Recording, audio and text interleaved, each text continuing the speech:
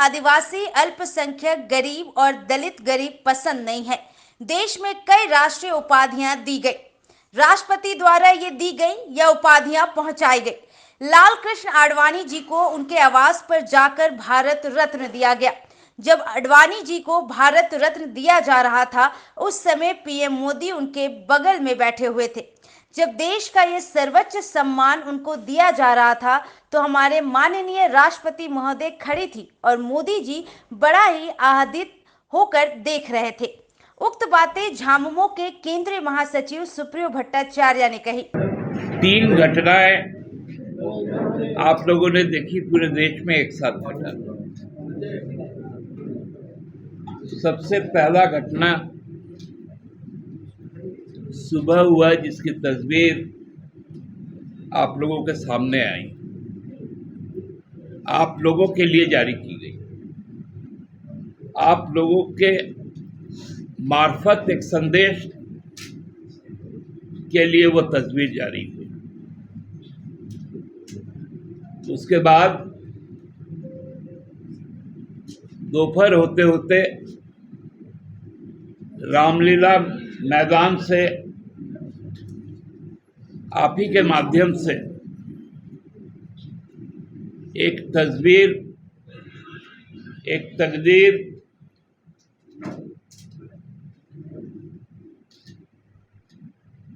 और एक आने वाले दिनों की परिस्थितियां सामने आई। और शाम होते होते मेरठ से भी पूरा एक परिदृश्य सामने आया और तीनों घटनाएं एक ही बात को दोहरा रहा था कि राम राज्य कहने वाले लोग किस दानवी रूप में अब सामने आए। पहली घटना जो हम लोग शुरू से कहते आए हैं कि हमारे प्रधानमंत्री जी को आदिवासी, दलित, अल्पसंख्यक, मूलवासी, गरीब लोग पसंद नहीं है। और ये पहला तस्वीर जारी करके ताकीद किया गया। इस देश में कई बार लोग देखे कि राष्ट्रपति भवन में कई जो राष्ट्रीय समारोह है, राष्ट्रीय उपाधियां है, वो दी गई। माननीय राष्ट्रपति महोदय कई परिस्थितियों में राष्ट्रीय सम्मान सम्मानित लोगों तक पहुंचाए और विभिन्न अवस्थाओं में पहुंचाए।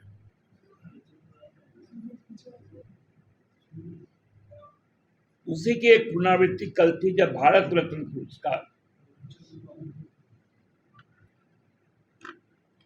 हमारे श्रद्धेय लाल कृष्ण आडवाणी जी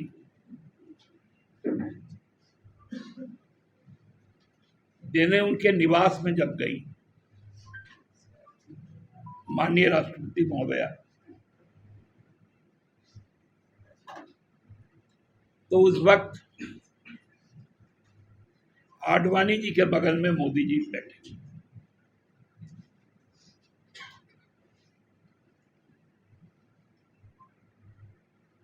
तो कोई अस्वाभाविक लगने वाला बात नहीं। लेकिन जब वो सम्मान भारत रत्न का उनको दिया जा रहा था, तो हमारी माननीय राष्ट्रपति महोदया खड़ी थी और बड़ा आह्लादित होकर मोदी जी देख रहे थे। ठीक है, आदिवासी है, दलित था, इसके पहले राष्ट्रपति,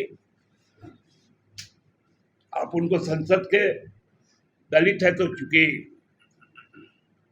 भूमि पूजन में तो लेके जाएंगे नहीं। उद्घाटन हुआ तो आदिवासी है तो लेके जाएंगे नहीं। अब दलित और आदिवासी का इज्जत मत कीजिए, कोई उम्मीद नहीं रखता, लेकिन इस देश का राष्ट्रपति का भी तो इज्जत है, उसकी एक प्रतिष्ठा है।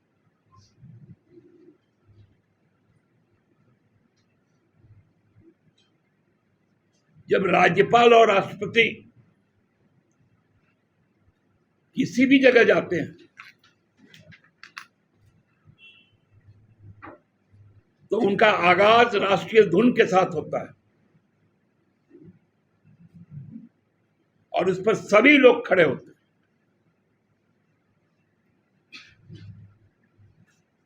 लेकिन कल का कौन सा ऐसा परिस्थिति था, क्या संदेश देना चाहते थे? जब चुनाव जनादेश का नोटिफिकेशन हो चुका है, पुनः चुनकर आप आएंगे या नहीं आएंगे, इसकी अभी निर्णय 4 जून को होना है।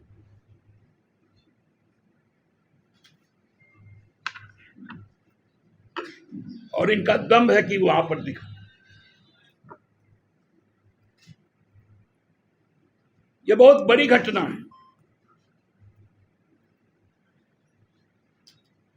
ये राष्ट्रीय प्रतीक का अपमान है।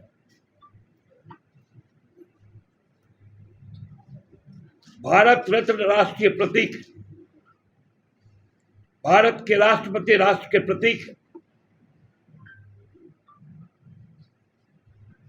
सर्वोच्च कमान उनके पास है, संयुक्त सेना का।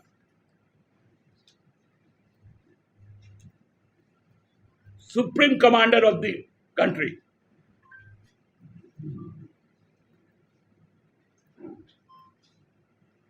और जो एट्रोसिटी उनका है, उसके खिलाफ रामलीला मैदान का आवाज।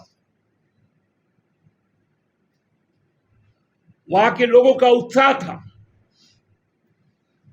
तख्त बदलने का।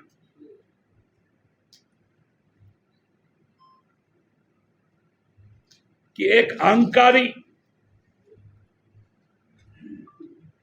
का अहंकार कैसे मिटाया जाए, उसकी हुंकार थी।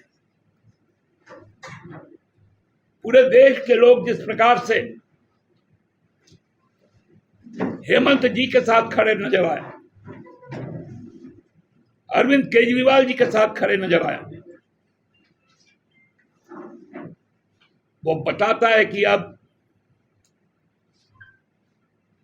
लोग समझौता नहीं करेंगे। आप कितना भी आतंक का राज चला लो,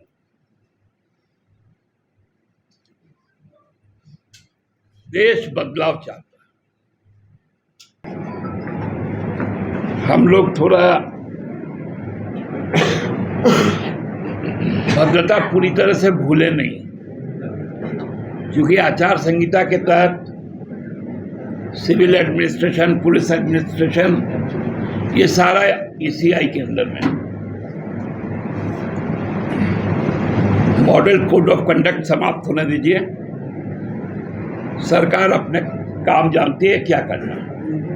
धनबाद सीट पूरी तरह से कांग्रेस के खाते में गई है, उस पर कांग्रेस विचार करेगी। जहां तक जमशेदपुर पूर्वी से उनका कैंडिडेचर था, कांग्रेस से भी वहां अधिकृत कैंडिडेट थे, लेकिन परिस्थितिवश चूंकि ऐसा ही मोदी जी की तरह एक घमंड से परिपूर्ण आदमी यहाँ का मुख्यमंत्री था, उसको सत्याच्युत करना था, तो इसलिए उनका सपोर्ट किया गया था। और हम लोगों ने उनकी जीत सुनिश्चित की थी। यदि कांग्रेस सरयू राय जी को अपना प्रतिनिधि बनाएगी, मुक्ति मोर्चा का पहला और महत्वपूर्ण काम होगा कि सरयू राय जी को वहां पर अपना समर्थन दे। ये कांग्रेस को तय करना है।